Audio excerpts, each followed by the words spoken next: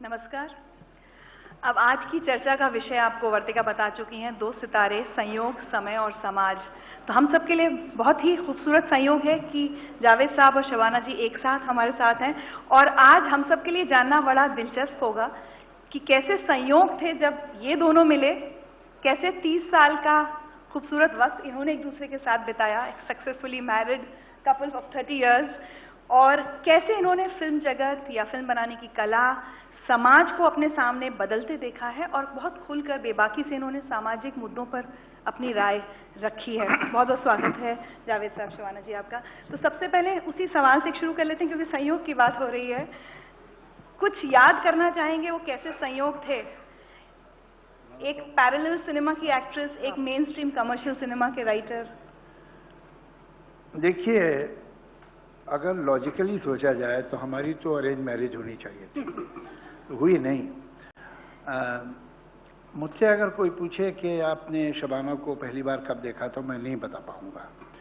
इसलिए नहीं कि मेरी मेमोरी ख़राब है, इसलिए कि हमेशा से ही देखा। कैफी साहब और मेरे फादर जानिसार अख्तर, ये दोनों प्रोग्रेस राइटर्स मूवमेंट में थे, तो ये एक पूरा क्लैन था। वो कैफी आदमी हों, साहिल लुधियानी हों, जानिसार अख्तर हों, कृष्णचंद्र हों, विश्वामित्र आदिल हों, राजेंद्र सिंह बेदी हों, इस्मत चुगताई हों, ये एक बहुत लार्ज फैमिली थी और इसमें सब बच्चों को जानते थे। मुझे, क्योंकि मेरी मेमोरी बहुत अच्छी है, तो मुझे अच्छी तरह याद है कि मैं शायद 4 साल का था जब मैं कैफी साहब के घर गया। तो उससे पहले भी गया होऊंगा, वो मुझे याद नहीं है। और मैं वो घर, जिस घर में वो रहते थे, मैंने डिस्क्राइब किया। तो जब मैंने डिस्क्राइब किया तो उस वक्त तो शायद शबाना पैदा नहीं हुई थी, इसलिए कि मेरे और शबाना में 5 साल का डिफरेंस है।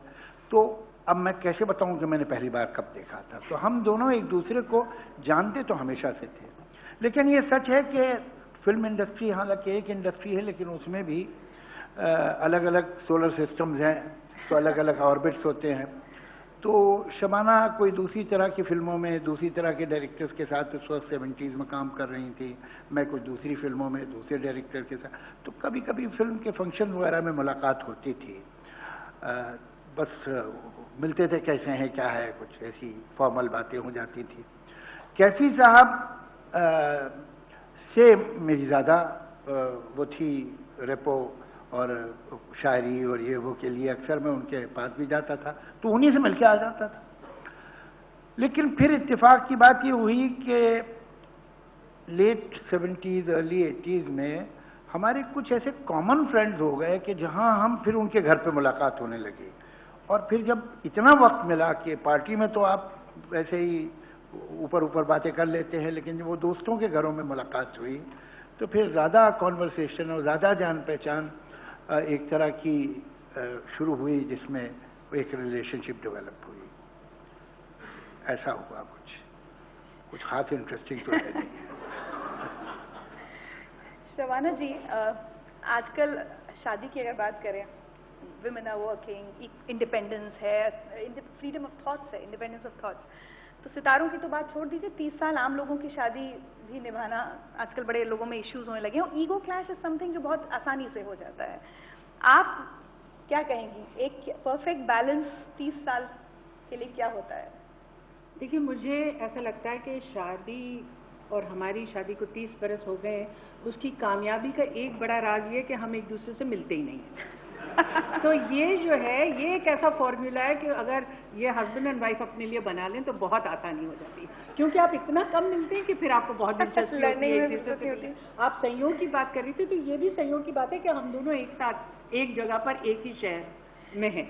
ये तो खैर मजाक की बात थी, लेकिन मैं समझती हूँ कि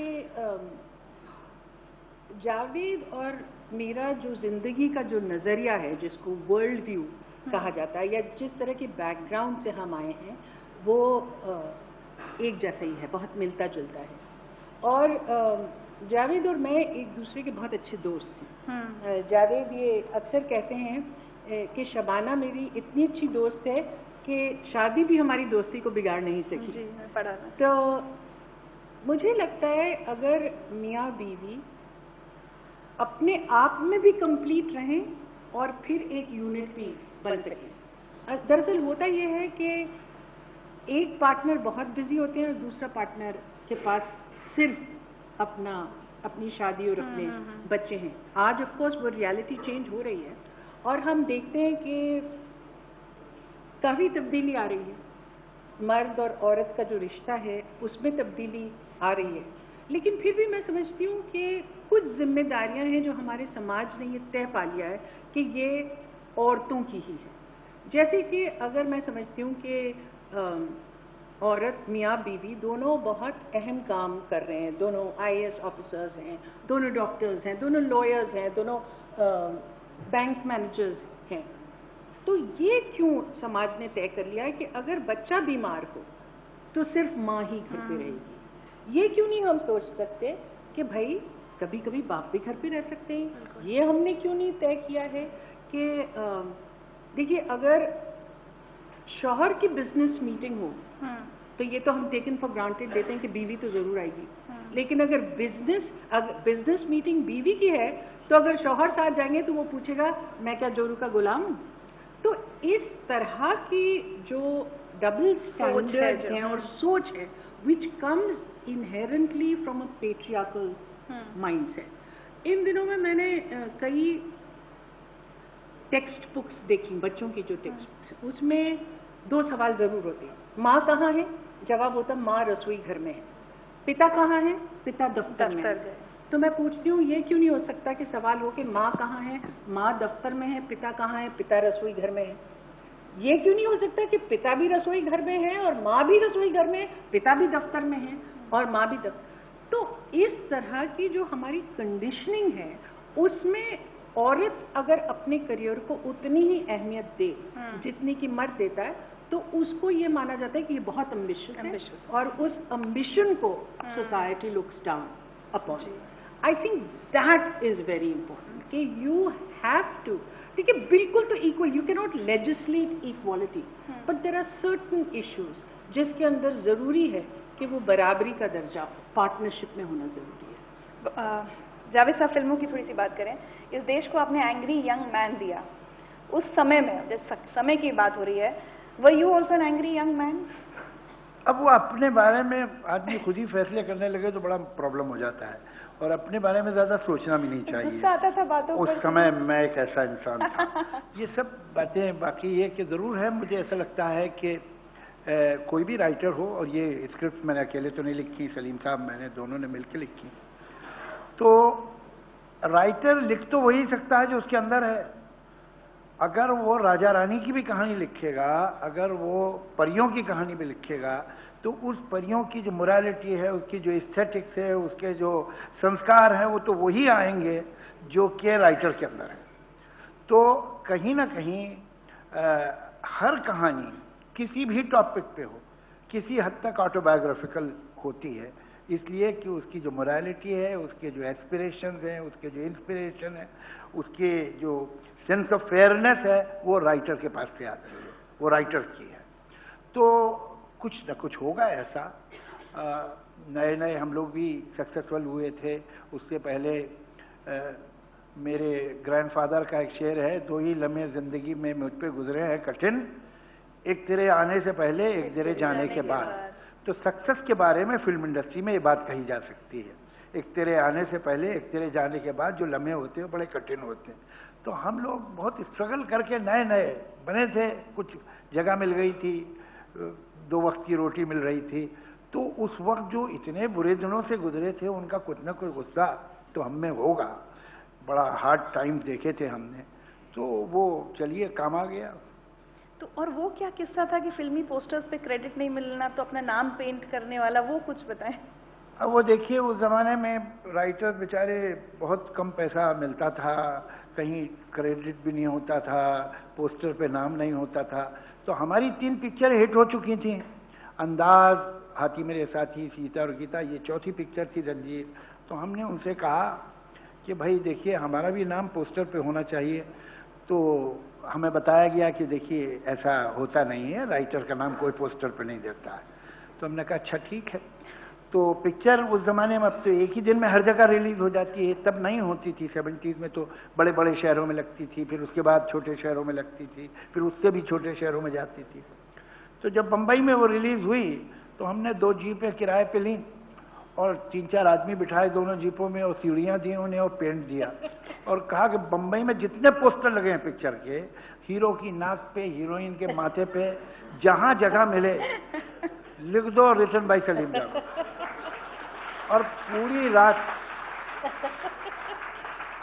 रात वो जीप घूमती रही और हर पोस्टर, हर बैनर, हर कियोस्क के ऊपर लिख दिया उन्होंने, बड़ा। उसके बाद फिल्म इंडस्ट्री के आगे भाई इनका नाम दे दिया करो, इनसे पंगा शबाना जी, एक्ट्रेसेस और 2 अगर एक समय की हों और दोनों एक जैसी कैपेबिलिटीज़ की हों, तो मीडिया और सबकी एक आदत हमेशा रहेगी कि दोनों को एक दूसरे के ऑपोजिट पिच कर दिया जाए। स्मिता जी के साथ और आपके साथ भी ऐसा हुआ। जानना चाहेंगे कि उस समय टेलीविजन और उतना मीडिया वो नहीं था, लेकिन जो भी कुछ कंट्रोवर्सीज क्रिएट होती थी, आप दोनों उसको आपस में कैसे डील करती थी? देखिए, पहले तो तकलीफ ज़रूर होती थी और बुरा भी मानते थे, और फिर हमने ये सोचा कि ये बिल्कुल बेवकूफ़ी की बात है, क्योंकि स्मिता और मैं इतने एक तरह के, हमारा बैकग्राउंड इतना एक था कि मैं जब पाकिस्तान गई तो मुझे बहुत सारे लोग मिले जो कि मुझे कहते थे कि हमें आपकी और स्मिता पाटिल की फिल्में बहुत अच्छी लगती हैं। तो मैंने आके स्मिता की माँ को कहा था कि वहाँ तो मुझे ऐसा लगता है कि मेरा नाम शबाना पाटिल हो सकता है और उसका स्मिता आज़मी, क्योंकि एक ही तरह की फिल्मों में हमने काम किया, एक ही तरह के हमारे बैकग्राउंड्स थे, एक ही तरह के फिल्म मेकर्स के साथ हम काम करते थे।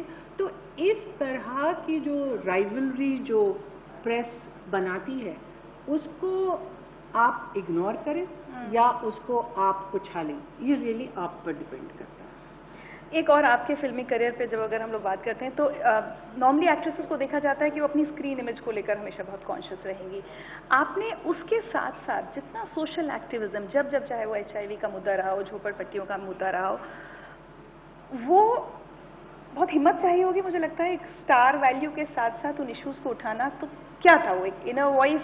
मुझे तो कभी ऐसा नहीं लगा कि ये बहुत हिम्मत की बात है। दरअसल मेरी परवरिश जिस माहौल में हुई है, वहाँ मेरे वालिद कैफ़ी आज़मी और मेरी मम्मी शौकत कैफ़ी, आप लोग जानते हैं कि कैफ़ी साहब बहुत अच्छे उर्दू के पोएट जाने माने थे और मम्मी स्टेज में भी काम करती थी और फिल्म में भी, और उन्होंने हमेशा यही माना है कि कला को और आर्ट को सामाजिक बदलाव का एक जरिया बनाना चाहिए। तो मेरा माहौल भी इसी तरह का था। फिर मैं जिस तरह की फिल्में करती थी, उन फिल्म का भी जाहिर है मुझ पर प्रभाव पड़ा। ऐसा नहीं हो सकता कि आप अपने काम को सिर्फ एक 9 to 5 जॉब की तरह ट्रीट करें। ये मुमकिन नहीं हो सकता कि आप दिन में तो जो ऑपरेशन है उसके खिलाफ अपने काम के जरिए उस बात को आगे लेकर आएं और फिर 6 बजे आप कहते हैं कि मैं तो अपने एयर कंडीशन कंफर्ट में रहूंगी और अब इससे मेरा कोई ताल्लुक। लेकिन बहुत सारे फिल्म स्टार्स करते हैं, मतलब मुझे लगता है आप जैसे कम है। नहीं, मुझे लगता है कि मेरे इसमें परवरिश का हाथ है और उसके साथ जिस तरह की फिल्में मैंने की हैं उसका भी हाथ है। और सबसे ज़्यादा मैं कहूँगी कि मैंने एक फिल्म की थी अर्ली 80s में, महेश भट्ट की अर्थ। पता नहीं, शायद आप लोगों में से कुछ लोगों ने देखी होगी उस फिल्म को। तो वो जब फिल्म बनी तो डिस्ट्रीब्यूटर्स ने कहा कि देखिए ये पिक्चर तो बहुत अच्छी है, लेकिन इसका जो एंड है आप इसको बदल दीजिए। एंड ये था कि शौहर अपनी बीवी को छोड़ के एक और औरत के लिए चला जाता है और फिर वापस आता है और कहता है मैंने गलती की है, मुझे वापस ले लो। तो बीवी कहती है कि अगर मैंने भी ऐसा किया होता तो क्या तुम मुझे वापस लेते? तो वो कहता नहीं, तो वो उसको छोड़ के चली जाती है। तो डिस्ट्रीब्यूटर्स ने कहा फिल्म तो बहुत अच्छी है, लेकिन ये तो कभी चल ही नहीं सकती। हिंदुस्तानी औरत से एक हिंदुस्तानी पति कह रहा है कि मुझे माफ कर दो, वो माफ नहीं करे, ये तो मुमकिन ही नहीं है कि ये पिक्चर चले।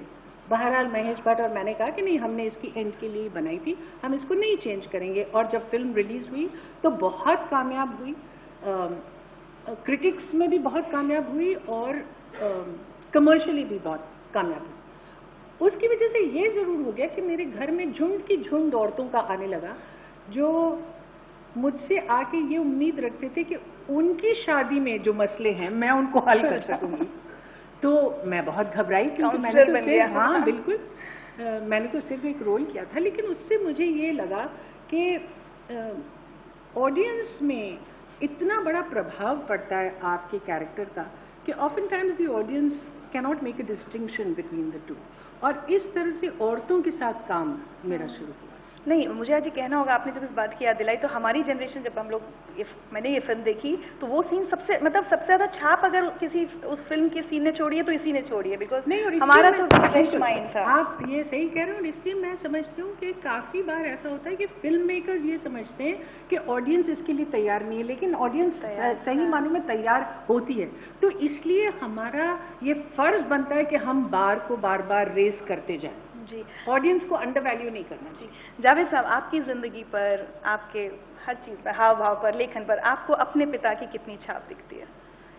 देखिए, कहते हैं कि अगर आप एक आदमी से सीखें या एक आदमी की नकल करें तो आप प्लेजरिस्ट हैं, लेकिन अगर 15-20 की करें तो फिर रिसर्च स्कॉलर हो गए। तो है क्या कि थैंकफुली मुझ पर बहुत से लोगों का इन्फ्लुएंस हुआ। मैंने अपने फादर की राइटिंग से और उनकी बातों से भी सीखा, इसलिए कि बहुत बार उनसे मैंने लिटरेचर, पोइट्री डिस्कस की। लेकिन खुशकिस्मती से मुझे और बहुत से लोग मेरी ज़िंदगी में थे, उनसे भी बात होती थी, जैसे कैफी साहब हैं, साहिर साहब थे, कृष्णचंद्र है, इस्मत चुगता है, इन लोग के साथ मैंने बहुत वक्त गुजारा और मैं बहुत खुशकिस्मत आदमी हूँ। हम एक बड़े राइटर से मिल लेते हैं तो ज़िंदगी भर याद रखते हैं। मैं तो इतनों से मिला हूँ, और मिलने का मतलब नहीं कि मैंने उनकी ऑटोग्राफ ली, बल्कि उनके साथ रहा हूँ, उनके साथ घंटों बातें की हैं, अकेले भी बैठ के, महफिल में भी, पार्टीज में भी, और उनके घर में भी बैठ के, और उनसे सीखा है। तो बहुत सारे इन्फ्लुएंस हैं जो पढ़ते हैं आप। अगर हर तरह की राइटिंग आप पढ़ें तो हर अच्छा राइटर अलग अलग जॉन का कुछ ना कुछ आप पे असर छोड़ेगा, और अगर नहीं छोड़ेगा तो आपके स्टॉक में रहेगा। जब ज़रूरत पड़ेगी उस असर की तो आप उसे अपने अंदर से निकाल लेंगे। तो सही है, मुझे अपने फादर की एक ही बात याद आती है राइटिंग के बारे में। एक दिन उन्होंने कही थी, अच्छा जुमला है, आपको अच्छा लगेगा, कि मुश्किल ज़बान में लिखना बहुत आसान है, लेकिन आसान ज़बान में लिखना बहुत मुश्किल। क्या बात। और आपके बच्चे जब फिल्में आज बना रहे हैं जी, उनके काम में आपको अपनी कितनी छाप दिखाई देती है और कितनी दखल आपकी होती है? देखिए, एक हमारे यहाँ फैमिली में एक अच्छी बात है, मैं तो पिछले 7-8 जनरेशन जो है हमारी राइटर्स की है, और ये नहीं कि कोई घर में बैठ के लिखते थे, बट नॉन राइटर जिनकी एंथोलॉजीज में, लिटरेचर की हिस्ट्री में जिक्र होता है।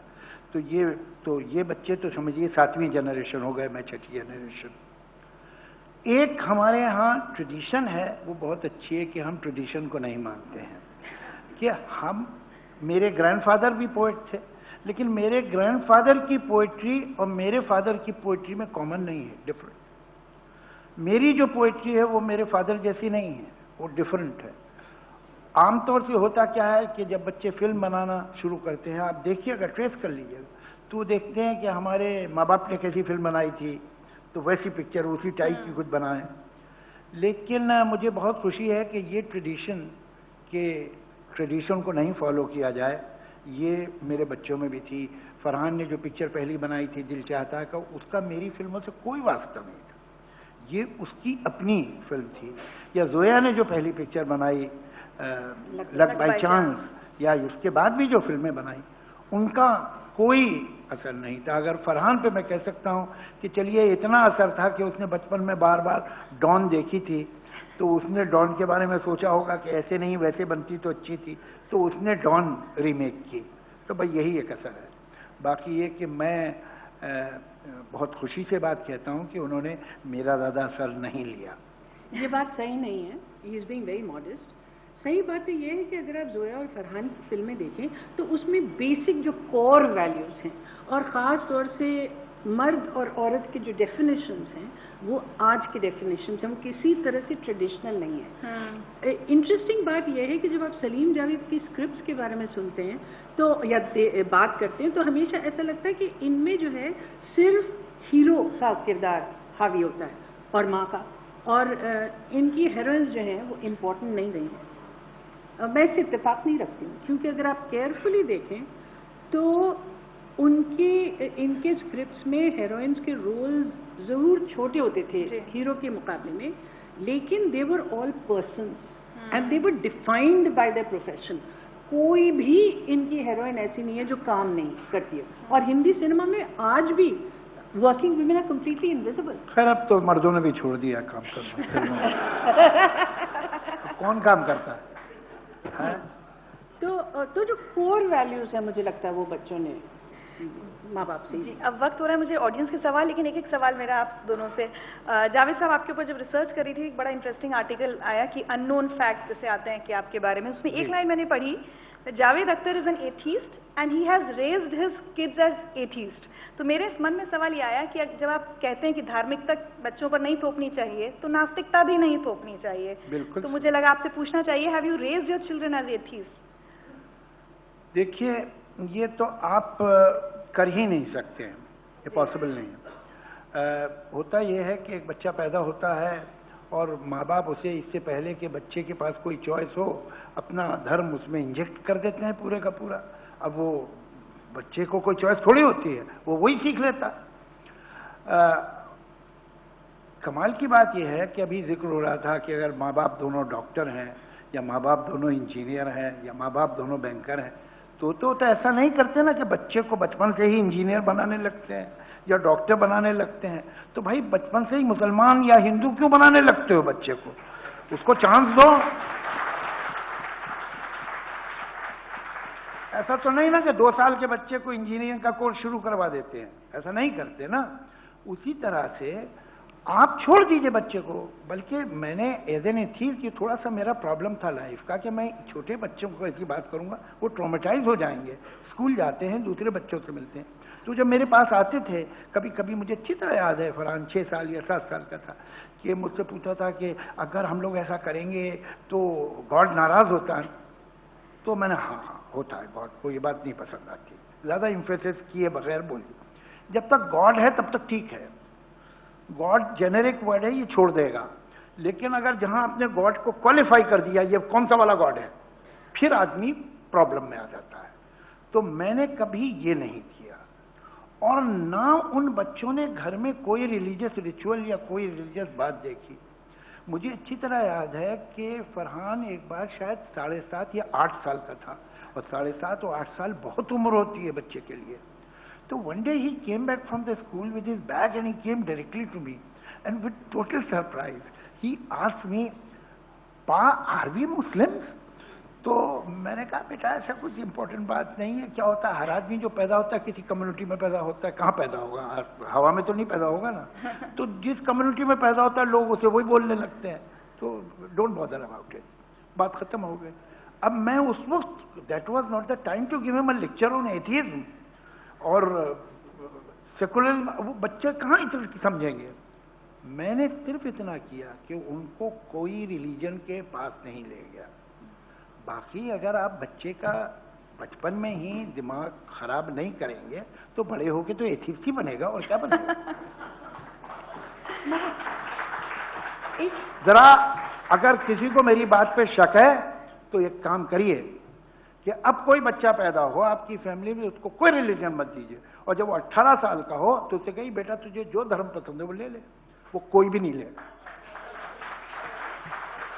शबाना जी, मुझे ऑडियंस के पास जाने को कहा जा रहा है, मैं जल्दी से आपसे पूछूंगी। नहीं, मैं इसी से लेकर मैं एक बात कहना चाहती हूँ कि ये आज के माहौल में दरअसल ये एक बहुत अहम बात है जिसे सोचना चाहिए, क्योंकि हम सब हिंदुस्तानी हैं, लेकिन एक माहौल इस तरह का बनाया जा रहा है जिसके अंदर आइडेंटिटी आपकी सिर्फ उसी से तय पाती है कि कौन से धर्म में आप पैदा हुए।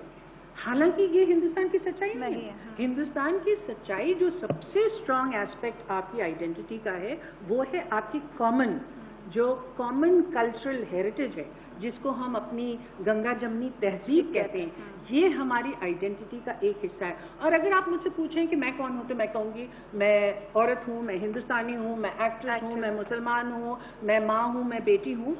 मेरा मुसलमान होना मेरी आइडेंटिटी का सिर्फ एक ही हिस्सा है, लेकिन इस तरह का षड्यंत्र आज रचा जा रहा है जिसके अंदर मेरी बाकी की तमाम आइडेंटिटीज को खत्म करके तुम हिंदू, तुम मुसलमान, तुम सिख, तुम ईसाई, ये हिंदुस्तान की सच्चाई नहीं है और इसके खिलाफ हम सब लोगों को उठ के आवाज करनी चाहिए, क्योंकि ये हमारे लिए बहुत खूबसूरत। चलिए मैं अब अपने सवाल साइड में रख देती हूँ वरना खत्म नहीं होगा सिलसिला। आप लोग कुछ पूछना चाहते हैं? जी जावेद साहब, सवाल नहीं है, इल्तिजा है, वक्त की कुछ लाइनें सुना दीजिए, लोगों का एक अच्छा एक्सपीरियंस होगा। एक मेरी कविता है जिसकी फरमाइश हुई है, मगर उनका पूरी मत सुना देना, कुछ लाइनें सुना दीजिए। तो जरूर सुनाऊंगा, वो आखिरी आइटम रखते हैं। वो एक क्या होता है कि कितनी भी बातें कर लो, मदारी को बिना तमाशा दिखाए छोड़ते नहीं, तो वो तो कर देंगे। जी Hello. हाँ, आ रही आवाज। Good evening. My question is to Shabana ma'am. This is with reference to your association with Deepa Mehta's Elements trilogy, and my question is, how did you make a decision to be a part of such progressive ideas back in the mid-90s? But I come from a progressive family, and all my decisions have been progressive because they were handed down to me. When I decided to do, I was not part of a trilogy, I was only part of a film called Fire, and in that time, it's not as if I didn't struggle with it. I did struggle with it. But at the end of the day, I believe that India is not a monolith. Not everybody thinks in exactly the same way. So I figured that people who saw this film, some of them would be perplexed, some would be angry, some would be moved, but a process of questioning would start. And that's the most a piece of art can do. It can start a piece of questioning, which is important.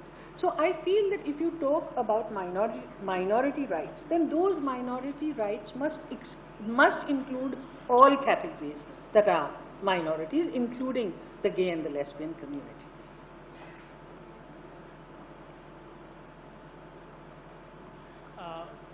My question is to Akhtar Saab. Sir, can I ask you a political question? A bit of political question. Sir, I remember you were a part of the Track 2 diplomacy.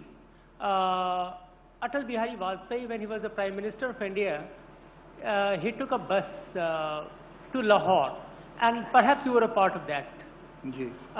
So, do you feel, do you strongly believe that this Track 2 diplomacy can actually work in improving and strengthening the Indo-Pak relations? Because we need people like you. It's a very interesting question. Yes. A delegation which was led by the Prime Minister of India is called Track 2. I can't believe it. It was not Track 2 at all. I mean, it is the prerogative of the Prime Minister to ask people from different sections of life to come to the country, different disciplines, to be the part of the delegation. So it will be a wholesome representation of the society of the country. The Prime Minister was going there, and he was officially going there, and he took a delegation. There were some bureaucrats, there were some writers, there were some businessmen, there were some journalists, there were some artists, there were some players. Kapil Dev was also one of us. तो वो कोई इस तरह की कोई diplomacy नहीं थी. It was a kind of a goodwill gesture that Shri Atal Bihari Vajpayee has shown, and it was responded by them within few months in Kargil. So I want some reaction. Thank you. Okay. तो वो एक था जो हम कर सकते हमने किया था. हम गए थे लोग, बाकी तो आप जानते हैं. नहीं, जो मैसेज लेकर गए थे अटल बिहारी वाजपेयी जी, वो सरदार जाफरी की एक नज्म है, गुफ्तगू बंद न हो बात से बात चले. तो मैं समझती हूँ कि ये जरूरी है कि जो पीपल टू पीपल इंटरैक्शन है वो कॉन्स्टेंटली रखना चाहिए. We have to make a difference between governments and the people, and until we do that we will get very confused. Today is the day of regions, not only of countries, and it is in everybody's interest that regions should be strengthened, and we should continue our efforts in that direction.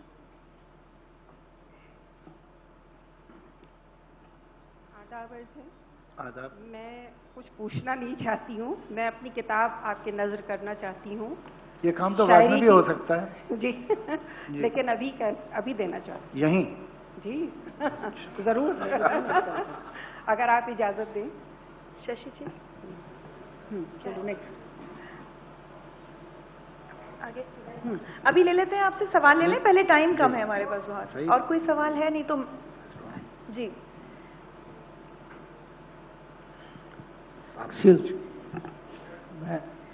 मैं अनिल अग्रवाल एक ये सवाल पूछ रहा हूँ sir. एक जी जी आप बोलिए, माइक तब तक आ जाएगा वहाँ। जी सर, आज जो वैल्यूज डिटोरिएट हो रही हैं उसके लिए जो सिने जगत से फिल्म्स बन रही हैं उसकी पटकथा को आप कितना जिम्मेदार मानते हैं?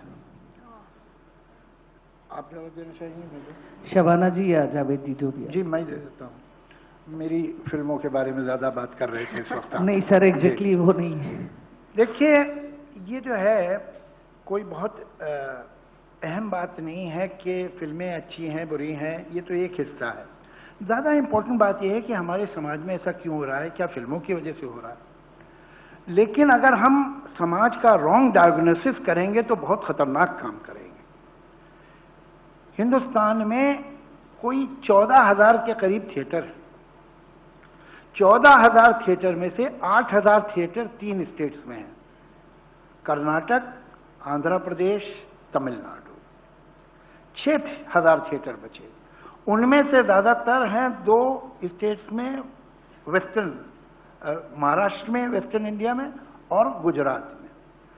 सबसे कम थिएटर हैं हिंदी बेल्ट में, और उससे भी ज्यादा कम है नॉर्थ ईस्ट में और कश्मीर में।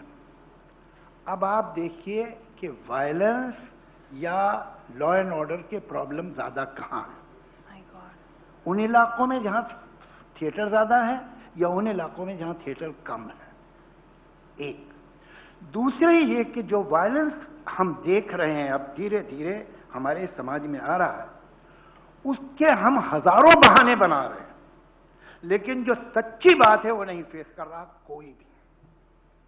सच्ची बात यह है कि ये समाज पट रहा है पैसे से। ये समाज एक हिस्सा है 15 से 20% का जिसके पास बहुत कुछ है।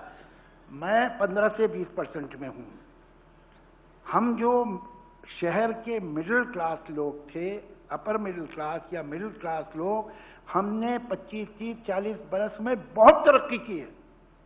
हम में से हर एक, मैं तो चलो फिल्म इंडस्ट्री हूं, मेरा कजन, मेरा थर्ड कजन भी जो है वो जितना कमाता है उसके बाप ने जिंदगी भर में नहीं कमाया होगा जो 1 साल में कमाता है। हर एक हमने तो की है, लेकिन 75% पॉपुलेशन जो है वो किस हाल में है। आज लोग भूखे पेट सोते हैं करोड़ों। आज लोग अपने बच्चे बेचते हैं रोटी के लिए। आज लोग स्टारवेशन डेथ होती है और कोई भी स्टेट गवर्नमेंट मानने को तैयार नहीं होती कि स्टारवेशन डेथ। और जो शहरों में आके नौकरियां कर रहे हैं वो एक सब ह्यूमन लाइफ स्लम्स में जीते हैं, तो उनके पास टीवी तो आ जाता है कि कैसे जीने के लिए टीवी तो चाहिए, कुछ तो देखेंगे। उस टीवी पे वो सब कुछ देखते हैं जो उनकी जिंदगी में नहीं। ये जो वायलेंस आप सोसाइटी में देख रहे हैं, जो कभी इस बहाने होता है कभी उस बहाने होता है, उसके पीछे एक आवेश है, एक गुस्सा है, एक नफरत है। और ये प्रिविलेज क्लास अगर नहीं समझेगी तो किसी दिन इसे बहुत बड़ी कीमत चुकानी पड़ेगी।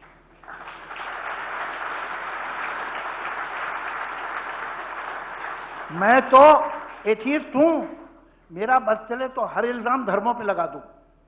ये मजहब की वजह से नहीं है, ये रिलीजन की और धर्म की वजह से नहीं है, ये बहाना है वो धर्म भी। ये गुस्सा, ये परवर्जन आया कैसे? ये जो रेप्स हुए हैं अभी, ये रेप क्या सिर्फ सेक्सुअल डिप्राइवेशन से नहीं, उसमें जो सेडिज्म है, उसमें जो परवर्जन है, वो सिर्फ एक बहुत गुस्से भरे हुए दिमाग से आ सकता है, जिसके अंदर नफरत ही नफरत है, आवेश ही आवेश है। ये कहां से आ रहा है? इसे फेस करेंगे तो तकलीफ है। सब बहाने लगाते रहो, कभी कहो ये फेनेटिज्म है, कभी बोलो फिल्म है, कभी बोलो आवारगी बढ़ गई है, वेस्टर्न इन्फ्लुएंस है, लिबरलाइजेशन और कंज्यूमरिज्म, दुनिया के बहाने कर लो, सच बात ना मानना। ये है। आपका सवाल ले लेते हैं आखिरी फिर। अनीश अंसारी सर, ऐसा महसूस हो रहा है कि पिछले कुछ सालों से पूरे हिंदुस्तान में बहुत ज़्यादा इंटॉलरेंस बढ़ती जा रही है और छोटे छोटे बहाने लेकर माइनॉरिटीज़ को दबाने की कोशिश हो रही है। एक सेकुलर डेमोक्रेसी में आप क्या महसूस करते हैं कि उन तबकों को जिनके ऊपर दबाव डाला जा रहा है गलत तरीके का, उनको क्या करना चाहिए ये चीज़ें कम हो? सही है, ये हम एक अजीब से दौर से गुजर रहे हैं, इसमें कोई शक नहीं, लेकिन ये माइनॉरिटीज़ की जो बात है उसके हम ज़रूर करेंगे और सही उनके भी प्रॉब्लम्स है। लेकिन एक बात और देखिएगा, माइनॉरिटीज़ में भी माइनॉरिटीज़ होती हैं, जिसका जहां बस चलता है वहां अनफेयर हो जाता है। ऐसा नहीं है कि माइनॉरिटीज अपने अंदर जो छोटे हिस्से हैं, अंग हैं, उनसे फेयर है, उनका वहां बस चलता है वो वहां कर देंगे। फेयरनेस की और जस्टिस की कमी है सोसाइटी में, और जो पिछले दिनों में हो रहा है कि एक के बाद एक जो रैशनलिस्ट है उनको गोली मारी जा रही है, और कमाल की ये बात है कि वो भगवान जिसने लिखा है उसके ऊपर एफआईआर हो गया है, और जिन्होंने उसे मौत की थ्रेट दी है वो भी आराम से घूम रहे हैं। उसकी वजह क्या है? उसकी वजह अजीब है। हिंदुस्तान के पॉलिटिशियन जो हैं अक्रॉस द पार्टी, मैं किसी एक पार्टी का नाम नहीं लेता, सब के सब, इनको दो लोगों के बारे में इनकी ओपिनियन बहुत खराब है। एक लोग हैं मुसलमान और दूसरे लोग हैं हिंदू। इनके बारे में इंडियन पॉलिटिशियन की ओपिनियन ही अच्छी नहीं। वो ये समझता है कि हमने कोई भी सही काम किया तो ये लोग नाराज हो जाएंगे।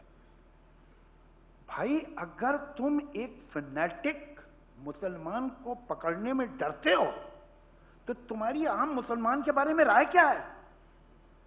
अगर तुम शाही इमाम जैसे आदमी के पास मिलने जाते हो कि इससे हम इलेक्शन जीतेंगे, तो तुम्हारी आम मुसलमान के बारे में क्या राय है? अगर तुम मुतालिब को पकड़ने में डर रहे हो, वो है क्या, तो तुम्हारी आम हिंदू के बारे में राय क्या है? तुम्हें लगता है कि मुतालिब को पकड़ लेंगे और अहमद सेने के आदमी को तो आम हिंदू नाराज हो जाएगा। तुम मुतालिब से थोड़ी डरते हो, तुम आम हिंदू से डरते हो। तुम शाही इमाम से थोड़ी डरते हो, तुम आम मुसलमान से डरते हो। तुम्हारी राय उसके बारे में खराब है। प्रॉब्लम ये है। और सच्ची बात यह है कि अगर इस तरह के लोग पकड़े गए और जो पकड़े जाने चाहिए, तो आम मुसलमान भी खुश होगा और आम हिंदू भी खुश होगा। एक बात इसी से जुड़ी हुई मैं एक बात कहना चाहती हूँ कि आज जो है हमारे देश में ये जो तमाम मसले आ रहे हैं उनको हम लोग पॉजिट करते हैं, और ख़ास तौर से मीडिया इसको पॉजिट करता है as a fight between the Hindu and the Muslim. ये गलत है, इसको इस तरह से पेश ही नहीं करना चाहिए। ये जो लड़ाई है, ये जो संघर्ष है, ये हिंदू और मुसलमान की नहीं है, ये इडियोलॉजी की है। तो ये intolerant aetiology against liberal aetiology, और इसलिए करना तो ये चाहिए कि जो टॉलरेंट मुस्लिम है, टॉलरेंट हिंदू है, टॉलरेंट क्रिश्चियन है, उनको एक तरफ होना चाहिए। Intolerant Hindu, intolerant Muslim and intolerant Christian. जब हम इस तरह से पॉजिट करेंगे तब जो है we will be able to find an answer to this problem. बहुत खूब। अब वक्त खत्म हो रहा है, लेकिन हम वक्त के बारे में बात करें उससे पहले सब जानना चाहेंगे शबाना जी, अगली बार आपको किस फिल्म में देखने? तो काम की दो बातें, और दूसरा आजमगढ़ में जो आप काम कर रही हैं उसके बारे में अगर थोड़ा सा बता पाएं। जी, आजमगढ़ में एक छोटा सा गांव है मिजवा, जिसमें मेरे वालिद कैफी आजमी की पैदाइश हुई थी, और उन्होंने वहाँ एक एनजीओ फॉर्म किया था, मिजवा वेलफेयर सोसाइटी। उनके जाने के बाद अब मैं उसको वो करती हूँ, लुक आफ्टर करती हूँ। जो सबसे खुशी की बात है कि वो इतना छोटा सा गांव है, वो सिर्फ 550 लोग हैं उस गांव में, मगर it has become a model village. वहाँ हम लोग स्कूल चलाते हैं, इंटर कॉलेज चलाते हैं, कंप्यूटर सेंटर आज से 15 साल पहले कैफी साहब ने वहाँ करवाया था, जबकि इलेक्ट्रिसिटी का कोई सवाल नहीं था। और एक एम्ब्रॉयडरी सेंटर है, सोइंग एंड एम्ब्रॉयडरी सेंटर, उसमें जो है मनीष मल्होत्रा ने उस गांव को अडॉप्ट कर लिया। उसकी वजह से आज बम्बई के जितने भी फिल्म स्टार्स हैं, चाहे वो प्रियंका चोपड़ा हो, चाहे वो ऐश्वर्या राय हो, चाहे वो सुष्मिता सेन हो, इन तमाम लोग हमारे कपड़े पहनते हैं मनीष मल्होत्रा के जरिए। और न्योमी कैम्पबेल जो है, उन्होंने भी हमारे कपड़े पहने। तो ये यूपी के लिए एक बहुत खुशी की बात है कि इतना छोटा सा गाँव है और आज इंटरनेशनल वो छोटा सा मिजवा जिसके पास वो इतना छोटा था कि उसके पास एक पिन कोड भी नहीं था, और आज वो इंटरनेशनली नोन है। I think it's a pride of UP. Of course. Film Shabana ji, आप किसमें देखेंगे आपको? दरअसल अगले कुछ महीनों में आप मुझे बहुत सारी फिल्मों में देखेंगे। जो सबसे पहले रिलीज हो रही है वो है संजय गुप्ता की जज्बा, जो कि ऐश्वर्या राय की कमबैक फिल्म है। उसमें इरफान खान भी हैं और मैं हूँ। फिर उसके साथ मैंने एक अंग्रेजी में फिल्म की है ब्लैक प्रिंस, और एक फिल्म है चॉक एंड डस्टर, जो कि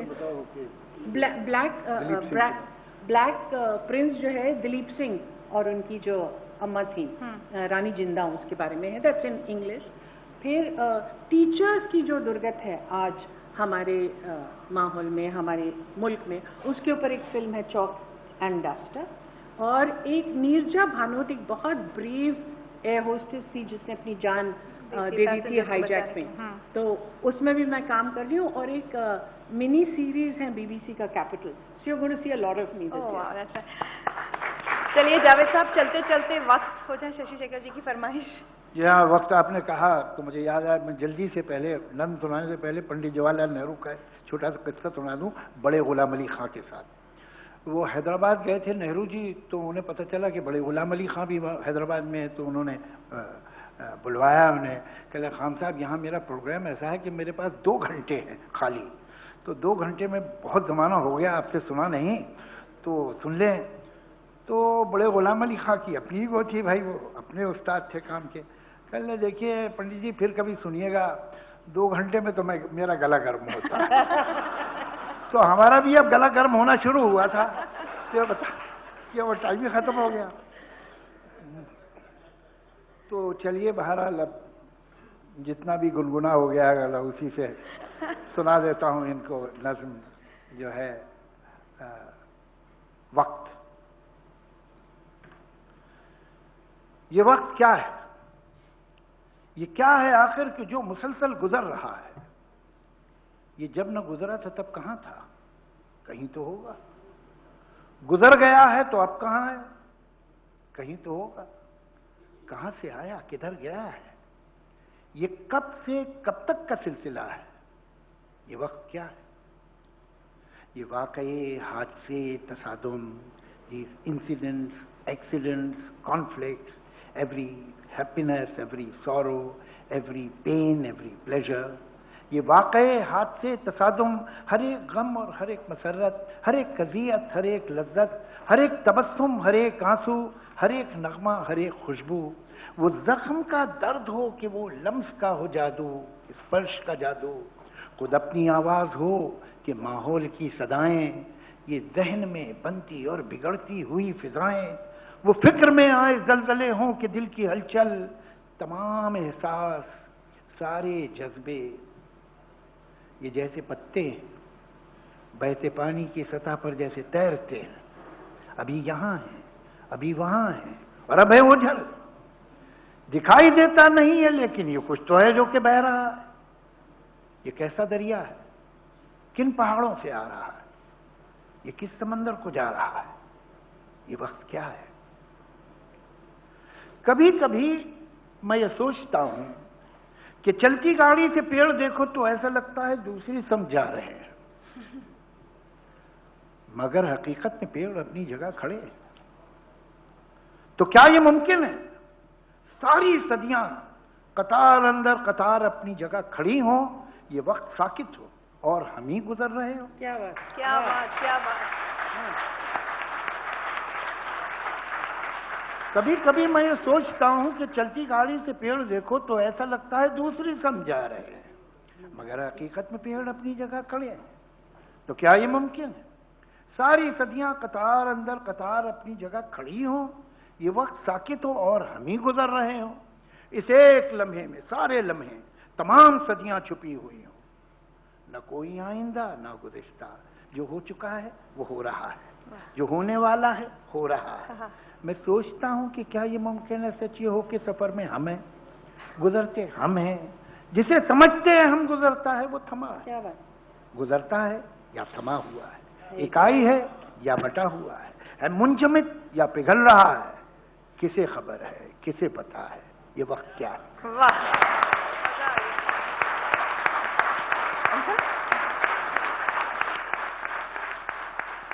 बहुत बहुत शुक्रिया जावेद साहब।